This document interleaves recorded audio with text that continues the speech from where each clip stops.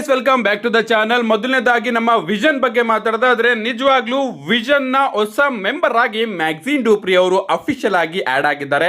And photo shoot ನು ಕೂಡ ನೀವು ಇಲ್ಲಿ ನೋಡ್ತಾ ಇರಬಹುದು. ಅಂಡ್ ಡಬ್ಲ್ಯೂ ಅವರು ಆಸ್ಟನ್ ಥಿಯರಿ ಹಾಗೆ ಮ್ಯಾಕ್ಸಿನ್ ಡೂಪ್ರಿ ಅವರ ನಡುವೆ ಒಂದು ಲವ್ ಆಂಗಲ್ ನು ಕೂಡ ತೋರಿಸ್ತಾ ಇದ್ದಾರೆ. ಅದು ನಿಮ್ಮೆಲ್ಲರಿಗೂ ಕೂಡ ಗೊತ್ತಾಗಿರಬಹುದು. ಅಂಡ್ ಈಗ ಗಾಯ್ಸ್, ನೀವು ಇಲ್ಲಿ ನೋಡ್ತಾ ಇರಬಹುದು ವಿಷನ್ ನ ಅಫಿಷಿಯಲ್ ಮೆಂಬರ್ಸ್ ಗಳು ಯಾರ್ಯಾರು ಆಗಿದ್ರು ಅಂತ. ಮೊದಲನೇದಾಗಿ Seth Rollins, Bron Breakker, Paul Heyman, Bronson Reed, Becky Lynch, Speed, Logan Paul, Theory ಹಾಗೆ ಮ್ಯಾಕ್ಸಿನ್ ಡೂಪ್ರಿ, ಇಷ್ಟು ಜನನು ಕೂಡ ವಿಷನ್ ನ ಮೆಂಬರ್ ಆಗಿದ್ರು.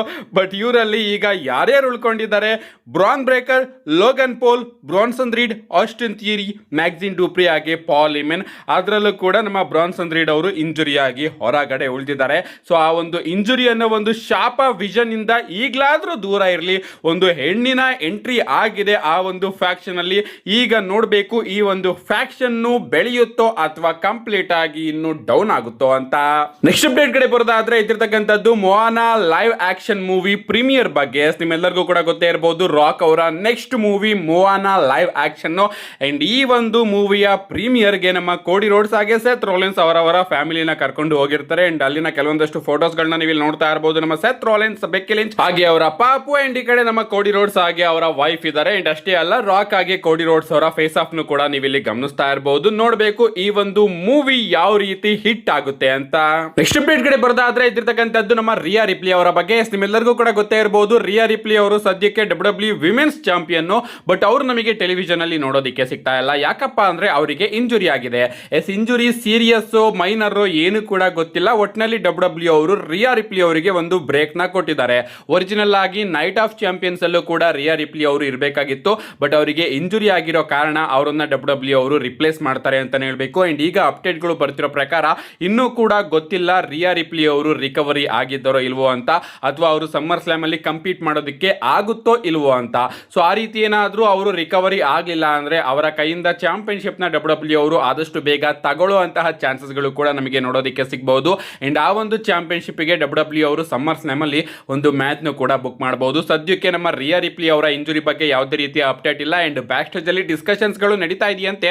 ರಿಯಾ ರಿಪ್ಲಿ ಅವರು ಏನಾದ್ರೂ ರಿಕವರಿ ಆಗಲಿಲ್ಲ ಅಂದ್ರೆ ಅವರ ಕೈಯಿಂದ ಆ ಒಂದು ಚಾಂಪಿಯನ್ಶಿಪ್ ನ ತಗೋಬಿಡೋಣ ಅಂತ. ಲಿಟರಲಿ ನೀವು ಚಾಂಪಿಯನ್ ಆಗಿ 1 ತಿಂಗಳು 2 ತಿಂಗಳು ಕಾಣಿಸ್ಕೊಳ್ಳೋದೇ ಇಲ್ಲ ಇಂಜುರಿ ಕಾರಣದಿಂದ ಅಂದ್ರೆ ಚಾಂಪಿಯನ್ಶಿಪ್ ನ ಬೇರೆಯವರಿಗೆ ಕೊಡೋದೇ ಒಂದು ಒಳ್ಳೆಯ ನಿರ್ಧಾರ ಅನ್ನೋದು ನನ್ನ ಅನಿಸಿಕೆ.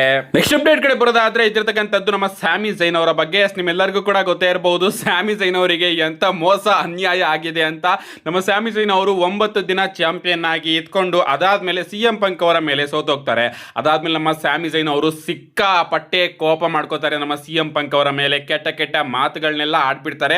ಅಂಡ್ ಈಗ ಆ ಒಂದು ವಿಡಿಯೋನ ನಮ್ಮ ಜೆಕ್ ಫಾಟೋ ಅವರು ತನ್ನ ಎಕ್ಸ್ ಅಕೌಂಟ್ ಅಲ್ಲಿ ಪೋಸ್ಟ್ ಮಾಡಿ ಬ್ಲಡ್ ಲೈನ್ ಇಮೋಜಿನ ಪೋಸ್ಟ್ ಮಾಡಿದ್ದಾರೆ. ಅಂದ್ರೆ ಬ್ಲಡ್ ಇಮೋಜಿನ ಪೋಸ್ಟ್ ಮಾಡಿದ್ದಾರೆ. ಅಂಡ್ ಇದರಿಂದ ಅವರು ಟೀಸ್ ಮಾಡ್ತಾ ಇರಬಹುದು, ಸ್ಯಾಮಿ ಝೈನ್ ನೀನು ನಮ್ಮ ಫ್ಯಾಮಿಲಿಗೆ ಯಾವಾಗ ಬೇಕಾದ್ರೂ ಬರಬಹುದು ಅಂತ. ಸೊ ಡಬ್ಲ್ಯೂ ಅವರು ಈ ಒಂದು ಆಂಗಲ್ ನು ಕೂಡ ತಗೊಂಡು ಹೋಗಬಹುದು. ನಿಮ್ಮೆಲ್ಲರಿಗೂ ಕೂಡ ಗೊತ್ತೇ ಇರಬಹುದು, ಸ್ಯಾಮಿ ಝೈನ್ ಅವರ ಪೀಕು ಯಾವಾಗ ಬಂದಿದ್ದು ಅಂದ್ರೆ ಅದು ಬ್ಲಡ್ ಲೈನ್ ಸ್ಟೋರಿ ಲೈನ್ ಅಲ್ಲಿ. ಎಸ್, ಅವರ ಕರಿಯರ್ ಅಲ್ಲಿ ಬ್ಲಡ್ ಲೈನ್ ಸ್ಟೋರಿ ಲೈನ್ ಅಲ್ಲಿ ಸ್ಯಾಮಿ ಝೈನ್ ಅವರಿಗೆ ಇದ್ದಂತಹ ಪೀಕು ಇನ್ಯಾವತ್ತೂ ಕೂಡ ಬರೋದಕ್ಕೆ ಸಾಧ್ಯನೇ ಇಲ್ಲ ಅನ್ನೋದು ನನ್ನ ಅನಿಸಿಕೆ. ಅಂಡ್ ರೀಸೆಂಟ್ ಆಗಿ ಚಾಂಪಿಯನ್ಶಿಪ್ ನ ಗೆದ್ದಾದ್ಮೇಲೆ ಅವರು ಜೇ ಉಸೋಗೆ ಹೇಳಿದ್ರು, ಜೇ ಉಸೋ ಈ ಒಂದು ಚಾಂಪಿಯನ್ಶಿಪ್ ನ ಗೆದ್ಕೊಂಡು ನೀನು ನಿನ್ನ ಫ್ಯಾಮಿಲಿಗೆ ತಗೊಂಡು ಹೋಗ್ಬೇಕು ಅಂತ ಹೇಳಿದೆ ಅಲ್ವಾ. ನನ್ನ ಪ್ರಕಾರ ಈ ಒಂದು ಚಾಂಪಿಯನ್ಶಿಪ್ ಇನ್ನು ಕೂಡ ಫ್ಯಾಮಿಲಿಲೇ ಇದೆ. ಯಾಕಂದ್ರೆ ನಾನಿನ್ನು ಕೂಡ ಫ್ಯಾಮಿಲಿಯ ಮೆಂಬರ್ ಅಂತ ನಮ್ಮ ಸ್ಯಾಮಿ ಝೈನ್ ಅವರು ಒಂದು ಸ್ಟೇಟ್ಮೆಂಟ್ ನ ಕೊಟ್ಟಿದ್ರು. ಸೊ ಪ್ರಾಬಬ್ಲಿ ಡಬ್ಲ್ಯೂ ಅವರು ಸ್ಯಾಮಿ ಝೈನ್ ಅವ್ರನ್ನ ಬ್ಲಡ್ ಲೈನ್ ನಲ್ಲಿ ಆಡ್ ಮಾಡುವಂತಹ ಥಿಂಕಿಂಗ್ ನು ಕೂಡ ಇಟ್ಕೋಬಹುದು. ಹಿಂಗಾದ್ರೆ ರೋಮನ್ ರೈನ್ಸ್, ಜೇಕೋ ಫಾಟು, ಜಿಮ್ಮಿ ವೂಸೋ, ಜೇ ವೂಸೋ ಹಾಗೆ ಸ್ಯಾಮಿ ಝೈನ್ ಈ ಕಡೆ 5 ಜನ ರೆಡಿ ಇದ್ದಾರೆ. ಬಟ್ ಇಲ್ಲಿ ಒಂದು ಡೌಟ್ ಏನಪ್ಪಾ ಅಂದ್ರೆ ಜಿಲ್ಲಾ ಫಾಟು ಅವ್ರನ್ನೇನಾದ್ರೂ ಡಬ್ಲ್ಯೂ ಅವರು ಕರ್ಕೊಂಡು ಬಂದ್ರೆ ರೋಮನ್ ರೈನ್ಸ್ ಅವರ ಜೊತೆ ಆಡ್ ಮಾಡೋದಿಲ್ವಾ? ರೋಮನ್ ರೈನ್ಸ್ ಅವರ ಅಪೋನೆಂಟ್ ಟೀಮ್ ಅಲ್ಲಿ ಜಿಲ್ಲಾ ಫಾಟು ಅವ್ರನ್ನ ಆಡ್ ಮಾಡ್ತಾರೆ ಡಬ್ಲ್ಯೂ ಅವರು ವಾರ್ ಗೇಮ್ ಗೆ. ಯಾಕಂದ್ರೆ ಸ್ಯಾಮಿ ಝೈನ್ ಅವ್ರನ್ನ ಇಲ್ಲಿ ಆಡ್ ಮಾಡಿದ್ರೆ 5 ಜನ ರೋಮನ್ ರೈನ್ಸ್ ಅವರ ಟೀಮ್ ಅಲ್ಲಿ ಕನ್ಫರ್ಮ್ ಆಗ್ತಾರೆ. ಜಿಲ್ಲಾ ಫಾಟು ಅವ್ರನ್ನೇನಾದ್ರೂ ಡಬ್ಲ್ಯೂ ಅವರು ಕರ್ಕೊಂಡು ಬಂದ್ರೆ ರೋಮನ್ ರೈನ್ಸ್ ಅವರ ಜೊತೆ ಆಡ್ ಮಾಡಿದ್ರೆ ಈ ಕಡೆ ಸ್ಯಾಮಿ ಝೈನ್ ಅವರಿಗೆ ಜಾಗ ಇರೋದಿಲ್ಲ. ಅಥವಾ ನಮ್ಮ ಸ್ಯಾಮಿ ಝೈನ್ ಅವ್ರು ಏನಾದ್ರೂ ಆಡ್ ಆದ್ರೆ ಜಿಲ್ಲಾ ಫಾಟು ಅವರಿಗೆ ಜಾಗ ಇರೋದಿಲ್ಲ. ನೋಡಬೇಕು ಈ ಬಾರಿಯ ಸರ್ವೈವರ್ ಸೀರೀಸ್ ವಾರ್ ಗೇಮ್ ಗೆ ಡಬ್ಲ್ಯೂ ಅವರು ಯಾರ್ಯಾರ ನಡುವೆ ಮ್ಯಾಚ್ ನ ಪ್ಲಾನ್ ಮಾಡ್ತಾರೆ ಅಂತ. ನನ್ನ ಪ್ರಕಾರ ಒಂದು ಕಡೆ ರೋಮನ್ ರೈನ್ಸ್ ಅವರ ಟೀಮು ಕನ್ಫರ್ಮ್ ಆಗಿದ್ರೆ, ಇನ್ನೊಂದು ಕಡೆ ಸೋಲೋ ಸಿಕೋವಾ ಆಗಿರಬಹುದು, ರಾಯ್ಸ್ ಕಿಸ್ ಆಗಿರಬಹುದು, ಇವರ ಒಂದು ಫ್ಯಾಕ್ಷನ್ ನಮಗೆ ನೋಡೋದಕ್ಕೆ ಸಿಗಬಹುದು.